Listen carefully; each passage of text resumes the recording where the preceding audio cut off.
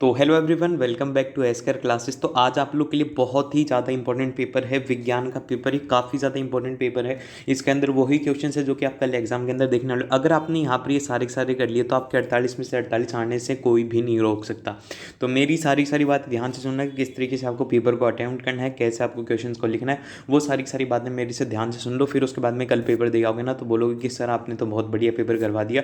तो फिर यही है आज का पेपर। तो आज के बताता हूँ कि किस तरीके से आपको विज्ञान का पेपर अटेंड करना है। तो देखो यहाँ पर हिंदी माध्यम और अंग्रेजी माध्यम के लिए दोनों के लिए है, तो जिसमें भी आप ठीक है उसको देख लेना। यहाँ पर जो सबसे पहले क्वेश्चन है, सबसे पहले तो आपको यहाँ पर क्या मिलेंगे, एमसीक्यू क्वेश्चन मिलेंगे। तो आपको इनको किस तरीके से करना है, आपको ये जो क्वेश्चन है इनको सबसे पहले तो ये जो ABCD है बस आंसर्स के अंदर, आंसर के अंदर ये नहीं लिखा ना कि आंसर नंबर 1 लिखा और फिर उसके बाद में ए लिख दिया। ए के साथ में उसका पूरा पूरा ऑप्शन भी लिख देना कि ट्रांसपोर्ट ऑफ वाटर, अगर इसका सही आंसर है तो इसका ये लिख देना है। तो इस तरीके से पूरा पूरा आंसर लिख देना।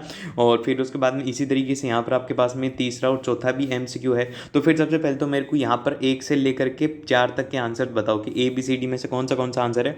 ए होगा या फिर बी होगा या फिर सी होगा, डी होगा। जल्दी से मेरे को सभी के आंसर चाहिए क्योंकि आप लोगों को प्रैक्टिस करनी है, आपको ये क्वेश्चन आने चाहिए क्योंकि आपको ये एग्जाम के अंदर करने हैं। और अभी से अपनी प्रिपरेशन अच्छी रखो ताकि आपके फाइनल पेपर जब भी आएंगे ना तो जब भी आप एकदम से तबाही कर दोगे तो फिर उसके लिए एकदम से सारे सारे आंसर्स मेरे को बताते रहो।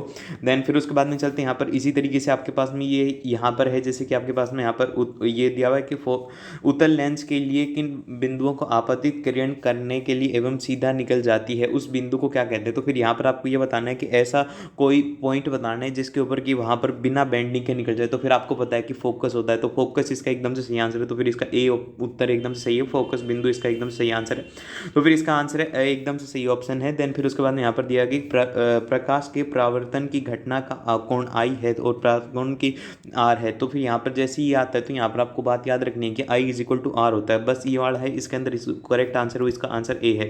ए इसका एकदम से सही आंसर रहने वाला है क्योंकि I इज इक्वल टू ये रहता है। और एक बात और याद रखना कि ये तो हो गया आपके पास में, ये जहाँ पर ये तो आ गई आपके पास में रे जो कि यहाँ से आई थी, ठीक है। और फिर ये होगी यहाँ पर रिफ्लेक्ट होकर चली गई। तो ये क्या है, ये है यहाँ पर आपके पास में नॉर्मल और ये है यहाँ पर रिफ्लेक्टेड रे।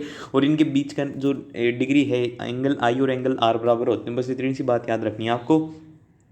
देन फिर उसके बाद में चलते हैं यहाँ पर आपके पास में क्वेश्चन आते हैं, क्वेश्चन नंबर 7वां और 8वां। क्वेश्चन नंबर 7वें और 8वें के अंदर बोला गया कि आपको पोटेंशियल डिफरेंस, अब जैसे पोटेंशियल डिफरेंस का नाम आ जाए तो आपको याद रखना है कि यहाँ पर क्या काम में लिया जाएगा। आपको ये बताओ, जल्दी से बताओ कि 7th वाले के अंदर क्या है। जब यहाँ पर पोटेंशियल डिफरेंस मतलब कि वोल्ट नापना है तो वोल्ट नापने के लिए क्या होगा, जल्दी से बताओ। और करंट नापने के लिए भी बता देना कि करंट नापने के लिए क्या काम में लेते हैं और इसको नापने के लिए क्या काम में लेते हैं। जल्दी से मेरे को उत्तर बताइए कि इनमें से क्या उत्तर होने वाला है इसका। देन फिर उसके बाद में यहाँ पर दिया हुआ है कि आपको जो आपका जो वायर होता है, जैसे कि जो आपका कंडक्टर होता है, जो जिससे कि इलेक्ट्रिसिटी कंडक्ट होती है, तो उसके अंदर जो उसका रेजिस्टेंस होता है वो किस बात पर डिपेंड करता है। तो फिर आपके पास में इसका फॉर्मूला देख लो, वो रहता है आपके पास में, ये रहता है रो L/A रहता है। एक तो उसके एरिया ऑफ क्रॉस सेक्शन पर रहता है और फिर उसके बाद में एक उसकी रेजिस्टिविटी पर रहता है और एक उसकी लेंथ के ऊपर रहता है। तो फिर यहाँ पर क्या क्या दिया हुआ है, एरिया ऑफ क्रॉस सेक्शन और यहाँ पर इसकी लेंथ के ऊपर और यहाँ पर इसके टेम्परेचर पर। तो फिर इसका जो करेक्ट आंसर है वो डी ऑप्शन इसका एकदम से सही आंसर है।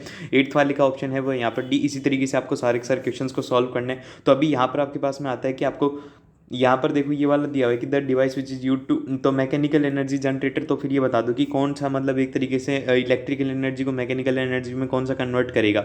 मोटर क्या होती है, मोटर तो इलेक्ट्रिकल एनर्जी को मैकेनिकल एनर्जी के अंदर कन्वर्ट कर दिया। तो ये तो है नहीं। एम मीटर तो नापने का काम आता है, वोल्ट मीटर भी नापने का काम आता है। तो इसका जो करेक्ट ऑप्शन है वो यहाँ पर ए ऑप्शन एकदम से सही है, जनरेटर इसका एक आंसर एकदम से सही है।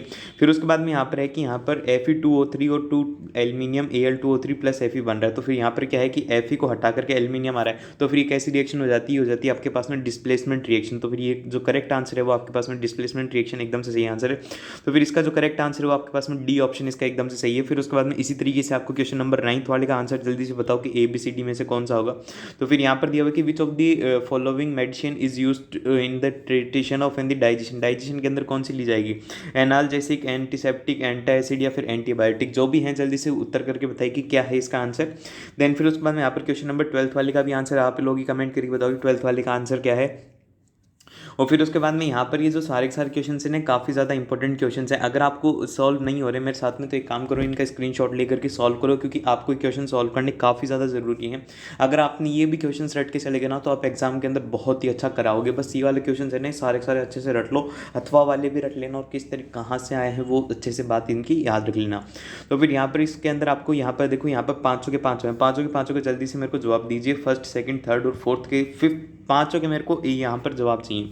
इसके अंदर बस आपको एक शब्द लिखना है। तो इसके अंदर आप ये नहीं कि एग्जाम के अंदर जा रहे हो फिर उसके बाद में इतना लिख रहे हो फिर उसके बाद में यहाँ पर भर रहे हो, नहीं, डायरेक्टली इसका आंसर लिख देना। जो भी इसका आंसर हो बस उसका आंसर लिख देना, उसका नंबर डाल के आपको पूरे पूरे नंबर मिल जाएंगे।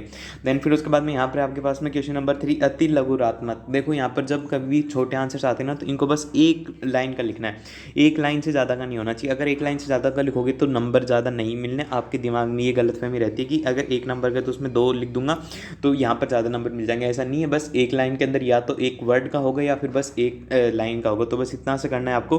और फिर उसके बाद जल्दी जल्दी आपको सॉल्व करा देता हूँ क्योंकि आपके पास में टाइम बहुत कम है। फिर इसी तरीके से आपको ये वाला क्वेश्चन सॉल्व करना है। यहाँ पर ये सारे क्वेश्चन इस तरीके से रहने वाले हैं, इनके स्क्रीनशॉट ले लो और जल्दी जल्दी सॉल्व करते रहो और साथ में मेरे को बताते रहो।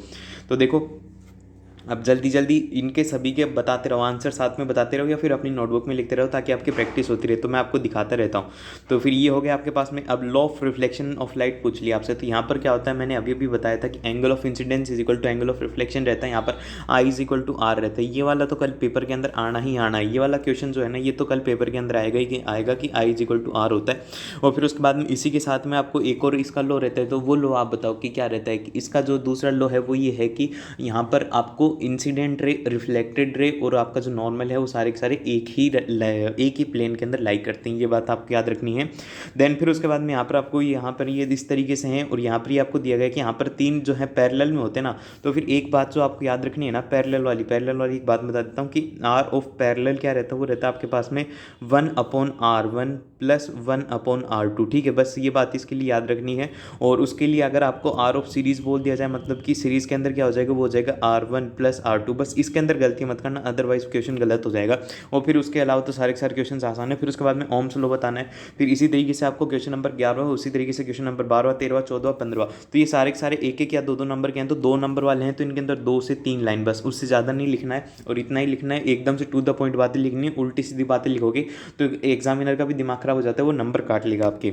देन फिर उसके बाद में यहाँ पर आपको बोला गया कि एक तो ये वाला 15 वाला क्वेश्चन है ना, इसको तो काफ़ी इंपॉर्टेंट मार्क कर लो क्योंकि ये डायग्राम बनाने वाला है। और डायग्राम की जो भी इसमें ना डायग्राम वो सारे के सारे प्रैक्टिस कर लो। इसमें जितने भी डायग्राम है ना वो सारे के सारे आप प्रैक्टिस कर लो, आपको काफ़ी ज़्यादा हेल्प मिलने वाली है अपने एग्जाम में। और फिर इसी तरीके से आपके पास में है ये सारे के सारे क्वेश्चंस का स्क्रीनशॉट लेते जाओ और जल्दी जल्दी सॉल्व करते जाओ। और फिर उसके बाद में ये देखो यहाँ पर क्वेश्चन नंबर 18 और क्वेश्चन नंबर 19 इनको भी सॉल्व कर लो। फिर उसके बाद में देखो यहाँ पर जैसे कि इसके अंदर और वाला है तो और वाले के अंदर क्या करते हैं कि मान लो कि आपको ये वाला क्वेश्चन आता था और ये वाला क्वेश्चन आता था, वो आप क्या करते हो कि आधा इसको कर दो और फिर उसके बाद आधा इसको कर दो। तो आप क्या सोचते हो कि 1.5 नंबर इसका मिल गया और 1.5 नंबर इसका मिल गया। ऐसा नहीं होता, दोनों में से एक ही नंबर मिलेगा। या तो ये वाला कर लेना, अच्छे से कर लेना इसको, इसके अंदर आपको 3 में से 3 मिल जाएंगे। ये नहीं है कि ये भी कर दी ये भी कर दिया, 3 में से 3 की जगह पर यहाँ पर मेरे को 6 नंबर मिल जाएंगे, ऐसा नहीं होने वाला। तो ये गलतियाँ मत करना एग्जाम के अंदर। और फिर उसके बाद में यहाँ पर चलते हैं, आपके पास में ऐसे क्वेश्चन है, इनको जल्दी जल्दी देखते जाओ, सॉल्व करते जाओ मेरे साथ में। अभी यहाँ पर देखो, अब इसके अंदर अगर आपको शब्द सीमा दी हुई कि 250 शब्द की, तो 250 शब्द के कहने का मतलब ये है कि आपको ज़्यादा से ज़्यादा 25 लाइनें लिखनी है इसमें, बस ज़्यादा से ज़्यादा 25 लाइनें लिखनी है, उससे ज़्यादा नहीं लिखना है। मतलब आपको ये एक बात याद रखो कि जब कभी भी आपको 30 या 40 की शब्द सीमा दे दी जाए, जैसे कि 30 से 40 शब्दों के अंदर लिखना है, तो उसका मीनिंग ये होता है कि 3 से 4 लाइनों के अंदर लिखना है, बस इतनी सी बात है। और इसको जल्दी जल्दी से सॉल्व कर लो। ये सारा का सारा पेपर है, इसका स्क्रीनशॉट ले लो और जल्दी जल्दी सॉल्व करते रहो इसको अपने हिसाब से। तो ये जो क्वेश्चंस हैं काफ़ी ज़्यादा इंपॉर्टेंट है, तो इनको साथ में सॉल्व करते जाओ। देखो यहाँ पर ये क्वेश्चन रिपीट हो गया, ये भी रिपीट हो गया और ये है यहाँ पर पूरा पूरा इस तरीके से आपका पेपर अच्छे से करके आना है, कोई भी गलती नहीं होनी चाहिए। यहाँ पर आपका पूरा पूरा पेपर खत्म होता है। और बस इसके अभी तक अगर लाइक नहीं किया तो लाइक कर दो, सब्सक्राइब नहीं किया तो सब्सक्राइब कर दो।